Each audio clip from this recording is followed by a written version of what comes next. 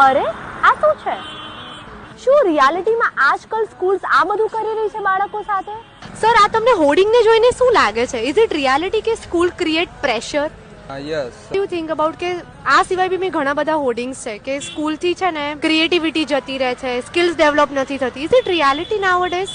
હા, લાઈક વધારે પડતું પ્રેશર હોય તો ઓફકોર્સ થઈ જ જશે એવું. અને પેરેન્ટ્સ મોસ્ટલી માર્ક્સ ઓરિએન્ટેડ થઈ ગયા છે. સ્કૂલોમાં એજ્યુકેશન પ્રોવાઈડ કરવામાં આવે છે સારું, પણ સ્કિલ ઉપર ધ્યાન નથી આપવામાં આવતું. સ્કિલ્સ ડેવલપમેન્ટ અને ક્રિએટિવિટી ત્યાં જ સ્કિલ થઈ જાય છે. શું રિયલી સ્કૂલથી બાળકો પર પ્રેશર આવી રહ્યું છે? ડિપેન્ડ ઓન ધ સ્કૂલ, કેવી સ્કૂલ છે એના ઉપર ડિપેન્ડ છે. જસ્ટ એજ્યુકેશન પણ હોવું જોઈએ, અંદર સ્કિલના અમુક ક્લાસીસ હોવા જોઈએ સ્કૂલના અંદર જ.